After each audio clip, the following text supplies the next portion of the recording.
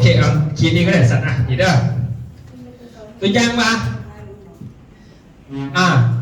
เขาเห็นเนาะไอ้ตัว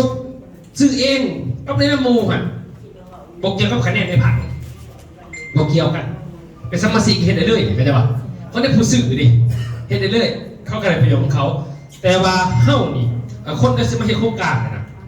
หมายว่าเขาเห็นเขามี250คะแนนในตัวเขาปุ๊บเขาซื้อ150คะแนนPV เด้อบ่เป็น PV ไหนเข้าใจบ่เป็น PV เด้อซื้อเดือนหนึ่งปุ๊บเขาก็ได้ของเขาขึ้น200%ซื้อเดือนที่2อีกซื้อเดือนที่3เขาเดือนที่3ปุ๊บได้ PPI ฟรีเดี๋ยวเขาเดือนที่3ปุ๊บได้ฟรีเดือนที่4เขาซื้อต่อกันได้ฟรีไปข้างหน้าจะได้ PPI ได้1เดือน2เดือน3เดือน PPI จะได้ติดต่อกันเดือนที่4ก็ได้ฟรีอีกได้ GI ก็ได้ถ้าได้ GI 1เดือน2เดือน3เดือนไปฟรีประเทศยังเฮ็ดแต่150ตัวเนี่ยแต่ว่าก่อนสิได้เขาต้องเบิ่งว่ารหัสเขาคะแนนมี1,000คะแนนเฮ็ดได้เบิดเลย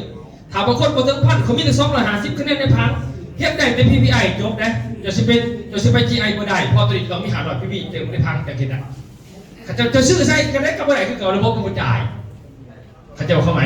เขามันบ่จ่ายเขาเบิ่งว่ารหัสจะมี500บ่คันบ่มี500ไม่เขาบ่จ่ายบ่มีหยังดอกเขาบ่จ่ายวันนี้คันว่ามีแต่500 PPIได้ GI ฟรีมากที่ได้ MI ปุ๊บมันบ่จ่ายให้จับได้บ่จับบริษัทคะแนนเขาจะเข้าหมายบ่สรุปแล้วบริษัทออกแบบมาอย่างออกแบบมาขายสินค้าของพลาสโกนี่แหละแต่ว่าเฮ็ดให้คนดึงคนเขามาง่ายนี่จะคือครอบครองคนบ้านเขาบ้านใดบ้านนั้นเรียบร้อยจะพี่ปอไม่ยังหันคนเดียวเขาไปเรียบร้อยโอเคว่าตัวนี้เขาจะป่ะโอเคเอาเปิดอันให้อีกมันต่อประมาณนี้ก่อนเด้อนี่ท่านน้องเบิ่งหาหัวหน่วยไม่ต้องร้ายดอกแต่ละทีมเนี่ยผ่านละคนพอนะเราปักเขาเป็นไงอยู่ไอ้เขาดูเล่ตัวนี้หายนะสอนให้เป็นได้ไอ้พวกมีข้อมูลตัดออกไปข้อมูลก็เป็นวิญญาณจบสูงดอกข้อมูลน้ำเฮ้านี่นะเก็บแล้วจักมันเคยหูมันอะไรที่บาทไว้ในธนาคารบาทอยู่อาศัยบ้านกับข้าวคนไม่เทพวันตรงเนี่ยเจ้าชิหูจักนึงมาเจ้าพวกเฮียน้องข่อยจะกระปุกจักคือเก่าไม่บอกพี่เจสันขับรถใครขับรถมันหลายยี่ห้อได้ขนาดเลยเฮ้ยกับเมียนไม่เงี้ยน้องข่อยตีพอให้เจ้าเงินเดือน50 ล้านพอได้ขับนั่งมาขับรถไฟผมก็อยากขับรถเดี๋ยวเขาไม่เคยขับรถไฟกับเมียนนี่เจ้เราต้องมีเงี้ยน้องข่อยอย่างไรเป็นรักการมันกันแนวนั้นเนาะโมเมนต์จะเป็นผู้ถูกเหลืองเลยต่อมาแล้วเนาะอันนี้เมนสินค้าทุกตัวต่อไปมันก็จะลงแบบนั้นเลยเนาะเบิ่งไปนี่แสดงว่าผมมีคำถามมาแล้วแต่เนาะเข้าใจเนาะเข้าใจเดี๋ยวไปต่อบัดเอาเบิ่งเสลียคือถัดเสลียสุกุลเขาเห็นน้ำห้องมันเสด็จเสลียประมาณเท่าไหร่ในเบิ่งรายได้เนาะถามให้โครงการเงินจะกลับขึ้นมาประมาณเท่าไหร่จากเขาเห็นกันตลอดเนาะในประมาณนี้สุว่าถ้าเขาเห็น PPI เฉพาะ PPI นะ 30% นี่เขาสิได้รายได้เฉลี่ยประมาณ 3,000 ถึง 5,000 นี่ PPI นี่รวมหมดของโครงการถ้าเห็น GI 30% สิได้ประมาณ 7,000 ถึง 15,000 จากการปันผลตรงนี้ถ้าเห็น MI จะได้ประมาณ 8,000 ถึง 20,000ร่วมกันปฏิบัติท้าเห็นเบิดผ่านทุกอันมันจะอยู่ประมาณนี้แหละประมาณ 3-4 หมื่นเอาบ่ซ้ำนี่ต่อปีเอาบ่เท่านั้นเลยเอาเขาไปขายเขาก็ได้กำไรปกติเก็บไปนะมันเสียประมาณนี้หรืออาจจะร้ายกูนี่หรือประมาณซื่อๆครับหมายความว่าค่าได้ PPI เนี่ยเขาเห็นได้ในโซน PPI กับรายได้เขาสื่อเอง150 คะแนนมันเสียประมาณปีละ 3,000 ถึง 5,000 ถามเห็นได้ซ้ำนั้นถามเห็น GI นะมันจะได้เพิ่มอีกประมาณนี้นี่ถ้าให้ได้ไม่ได้มันจะได้เพิ่มประมาณนี้ถ้าไม่ได้เต็มแม็กประมาณนี้ก็ประมาณ 40,000 ต่อปีวันในสินค้าเขาจะเอาแต่สินค้าประมาณปลากระป๋องเพราะว่าประมาณปลากระป๋องมันเป็นการสื่อกินสื่อใส่ดีวันนี้ไม่ต้องเอาสินค้าเขาไปนำเพื่อให้เจ้านี่ได้ขายมีกำไรพอของมาเขาไปขายบ่ได้ไม่แข่งเขาเนาะเอาสื่อกินกับมีอยู่นะแต่ว่ามันต้องมีสินค้าที่มันขายไปแล้วเป็นกำไรกำขึ้นมามันจังโมขาดเถิดบ่ให้มันขาดนี่เขาต้องคิดไปเบิ้ลบ่ให้ของมันขาดโอเคเคลียร์เนาะตัวเองเนาะเคลียร์เนาะอย่าคิดด้วยว่าฟ้าบอกนี่เป็นหัวหน้าด้วยเนาะโอเคข้อที่6มานี่ข้อที่6นี่แมนได้ห่วงโครงการ PP Matrix สำหรับซุปเปอร์ PP ขึ้นไปเด้อแสดงว่าให้บอกมันหล่อว่าขอทุกคนเมื่อเป็นพันคะแนนหลายๆเพิ่มแล้ว วันนี้ผู้ใดเป็นซุปเปอร์วีพีมีเสือแบบนี้มีซุปเปอร์วีพีแล้วก็มีใบอย่างยืนที่เขาจะมองว่าที่เปลี่ยนเห็นบอกมันจะมีแบบไหนแล้วมันนี่ต้องนุ่งตัวนั้นไว้หรือว่าอาจารย์เวลาหักต้องนุ่งสีนี้มาเมนที่เปลี่ยนบอกแมนผู้ใดจะหับตัวนี้ฉะนั้นชื่อใครทรงมันนี่ทรงเขียนมาเลยหมดละโอเคมืออื่นทรงก็ได้มันนี่ให้ก่อนเนาะไม่ว่าผู้ใดพอเขาจะต้องไปกวดสอบอาทิตย์สิมาให้แล้วมันมีใบอย่างยืนเลยพอใบอย่างยืนของเขาคือซุปเปอร์ได้ไหมก็มาขั้นสามสิบเข้าแต่ลางมันมีผลไปเรื่อยกับโครงการเป็นซุปเปอร์ที่ไปยืนบัตรต่อไปหลังจากที่ซื้อของจากห่านระบบผ่านขาดสามก้อนพวกนั้นซื้อทุกครั้ง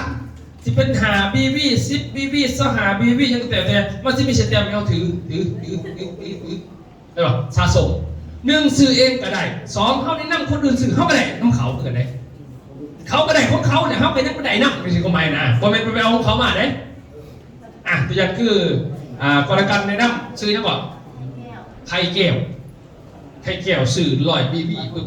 ไข่แก้วเป็นซุปเปอร์บีไข่แก้วก็ถือไปพร้อมๆเนาะแต่กรกันก็ยังมาเปิดภาษาไหนอีกตัวนั้น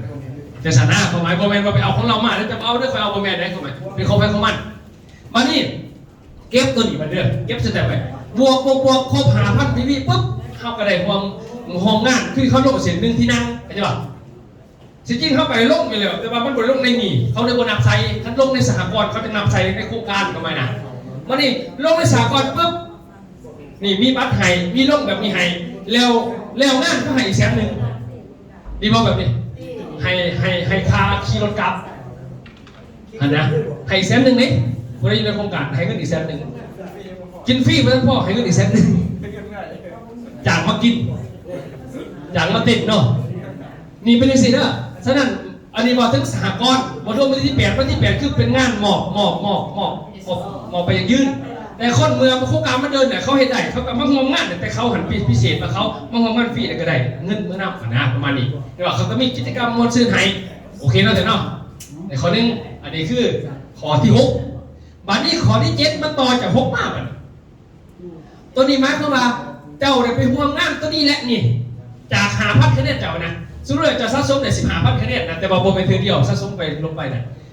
เจ้าผัดครบ3 ครั้งไปนั่นเจ้าก็ได้ไปเที่ยวอุบลฟรีไปห่วงเนี่ยนี่นะเป็นเบอร์พิจี้นะรวมเนี่ยนะฟรีทันทีฟรีจะซื้อบ่พอได้ป่ะนี่หมายความว่าจะห่วงฟรีนี่ปุ๊บเจ้าสิได้ไปยังยืนในการเข่าสัมปคมหมายความว่าจะไปเท่านึงก็แล้วแต่ได้ดิถ้าเกิดการสูญเสียแม่นบริษัทซอย1 ล้านนั่นสินะโดยที่บริเก็บของไผ่เขาก็ไปเสียดอกแต่มันก็ต้องเสียแล้วคนนะบ่หลอดหรอกเนาะมองมันนี่ก็มือหนานะเขาไม่นะเขาก็คิดเพื่อไว้เดี๋ยวจะพวกขอไม่ดอกแต่งงานไปสิต่อไปเนาะเอาแต่งงานนำดีบอกโอ้บ่ได้แล้วท่านนี้เขาแต่งผิดแล้วเขาจะขี้อ่ะนี่เห็นว่ามีแผนแต่งงานออกลูกเลยไม่ว่าต้องเครียดเลยทีหมอกระไข่ได้ว่าบริษัทจ่ายบริเก็บงูนะอะไรใครแบบนั้นใช่ได้ก่อยไม่ได้ได้แบบกินยาหย่อนไว้หย่อนไปไหนหรอเอาพวกไม่ไปบ้านทะเลมาเช่าพัวคิดเอาพัวเลยนะไม่ดันแม่บนเมดันเขาหรอกบ่อีน้องหมายว่าเขาไปห่วงกิจกรรมนี่1 ครั้งได้3 ก้อนไม่ว่าเกิดการสูญเสียให้1 ล้านเด้อให้1 ล้านแต่ถามว่าเขาผ่าน2 เทื่อได้3 ก้อนเกิดการสูญเสียได้2 ล้านรายเป็นขัดนะครับเป็นห่วงแต่ให้สูงสุด5 ล้านหลังจากหลางใหม่เป็นคนใหม่ตัวอย่างคือเขาผ่านไปหาเทือสุดเสียปั๊บบริษัทจะหาย5 ล้านเลย5 ล้านปุ๊บวันนี้มันยังหลายคนสำรวจพวกอยู่ก็นับใหม่อีกนับไปใหม่นับ5 ล้านลบ0ต่อไปนะนับ1ใหม่อีกนึกกันไปนะ1ใหม่นับ1 ล้านอีกเลย2 ล้านอะไรจังชนะประมาณนั้นพอเข้าใจมาขอพวกขอนี่เห็นบอกบริษัทคณะบริหารผู้นิพากรเขาจะอธิบายเป็นพวกเข้าใจ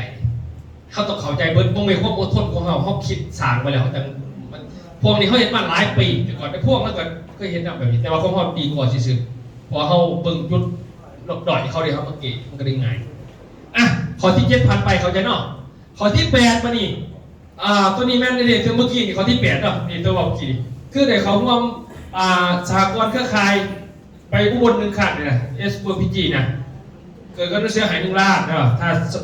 2 ล้านถ้าสูงสุดได้อยู่5 ล้านอันนี้คือข้อที่8ข้อที่9วันนี้ข้อสุดท้ายของสหกรณ์ข้อที่10นี่เป็นโครงการของเงินนั้นในแผนตัวนี้แต่เบื้องข้อที่9ตัวนี้คือหัวหน้าหน่วยบริการห หัวหน้าหน่วยบริการไม่บายอยู่บ้านนั่นเอาคนเดียวก่อนแต่ว่าที่ไปที่มันได้เด้อความหมายผมเป็นว่าคนเดียวนะครับที่อื่นไปขยายต่อเอาผมบ่ได้ไหนความหมายตัวนี้แล้วต้องเข้าใจไหนภาษาไทยจะไปหาเงินในเจ้าบริษัทนะฉะนั้นเขาบอกได้เอาไปในนามของเอกสารหลักนี่เขาบอกทั้งบริษัทฉะนั้นตัวอย่างบ้านก็นี่บริเหตุเขาก็มีธรรมชาติของเขาถ้ามีคนไปช่วยนี่เขาเป็นของเขาเนี่ยคนอภัยมันเขาจะบอกสมัครรับมารวมจำเดียวบ่ได้ขนาดยกเว้นว่าเป็นหานขาเราจะสื่อจังอะไรพวกนี้นะเป็นกลุ่มภัยกลุ่มล่าเอาเป็นบุคคลก่อนก็คือนี่เด้อตอนนี้เอาเป็นเครือข่ายบุคคลก็คือแบบนี้เป็นหัวหน้าหน่วยเป็นสีเด้อเขาเริ่มต้นจากกลุ่มลีดเดอร์เห็นป่ะพอได้เป็นตำแหน่งกลุ่มลีดเดอร์ที่ว่าในอาวีนะที่ว่าไว้พอได้เป็นกลุ่มลีดเดอร์ถ้าอยากเป็นหัวหน้าหน่วยก็คือจะมีรายได้จากการเฮ็ดบัญชีและการรวบคนนั้นเงื่อนเก่านะเวลาหัวหน้าหน่วยงานไปก็มีไปบริการรัฐบาลต่อตัวอย่างคือถ้าเขาเริ่มอธิบายก่อนสัก3 ขอด้วยกลุ่มลีดเดอร์เนี่ยทำเป็นหัวหน้าหน่วยเนี่ย30%ทีมลีดเดอร์ทำเป็นหัวหน้าหน่วยเนี่ย50%ซูเปอร์ไวเซอร์ทำเป็นหัวหน้าหน่วยเนี่ย75%ซีอีโอเนี่ย100%หัวหน้าหน่วยเขาจะมีเสือให้แบบนี้ตอนนี้ให้ถามว่าหัวหน้าหน่วยเป็นยังไงให้ถามก่อน